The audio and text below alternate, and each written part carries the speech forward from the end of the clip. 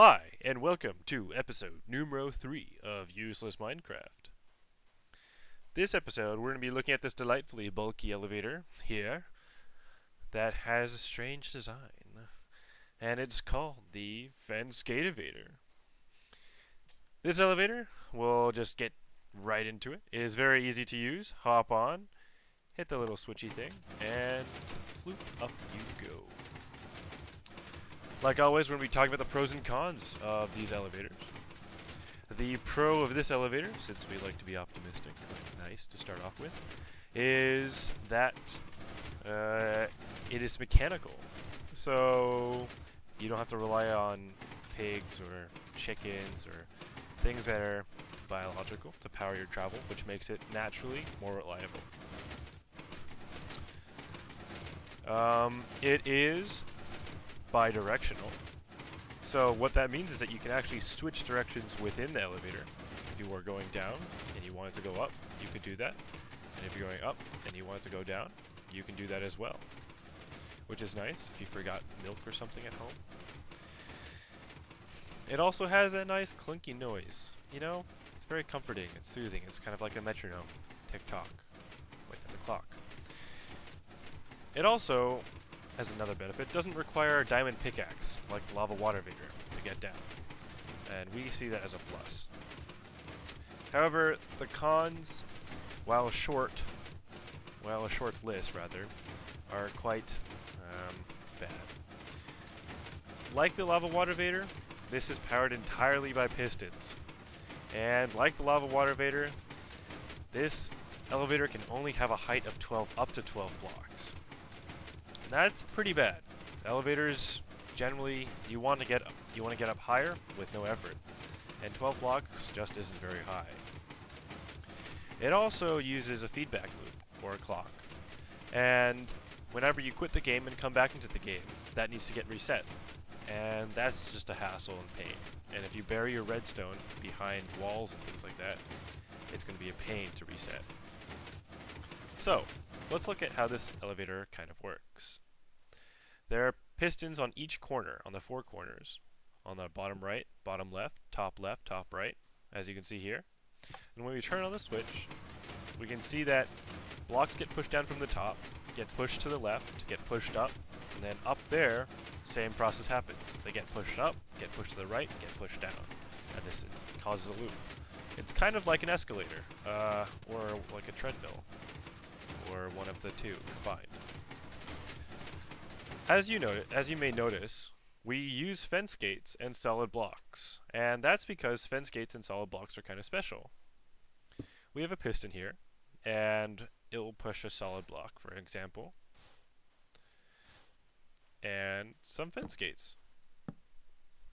Now, as you can see, solid blocks are fairly solid, right? You can't walk through them. Fence gates, on the other hand, are solid as well, but you can open them and walk through them with no problem. You basically occupy this space. The player can occupy this space in the fence gate, which is very nice. If you power this piston, for example, with a fence gate, obviously. If you power this piston, then you actually push everything, which isn't surprising. But the nice thing is that fence gates are still treated like solid blocks by the piston, so they actually move with the entire kind of chain, but they let the player to stand inside them. And that's essentially the theory that we have going here. Fence gates provide this space for players to safely live and reside in as the elevator goes up, and these solid blocks kind of act as floors. When the piston pushes, it pushes the entire stack of things up and down. So, let's look at the circuitry behind this, now that we understand kind of the mechanical theory. On the circuitry side, it's fairly simple.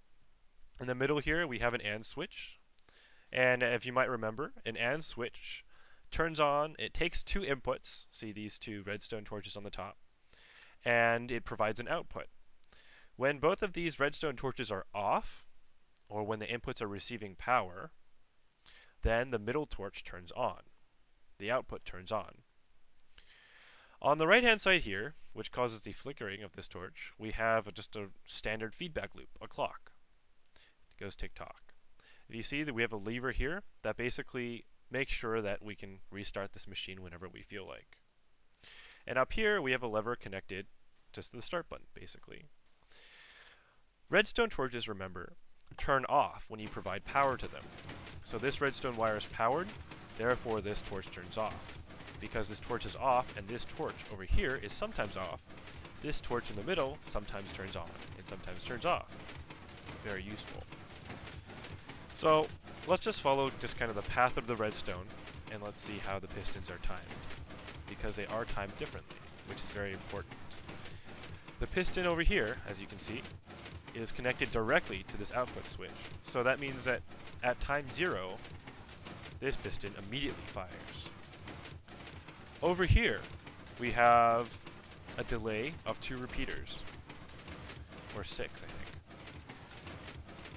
going to the bottom left, which means that there is 6 ticks of time before that repeater fires. We have a little walkway that goes up to the top, and we have redstone. Another repeater, you need to add this because this entire circuit is longer than 15 redstone links. That goes all the way up to the top. And at the top, it's fairly similar to what we have on the bottom. Under this block here, we have, or next to the block rather, we have a piston that's pushing sideways. And that is again on a separate delay. So remember we had a repeater down there. So that's 1, and then that's 3.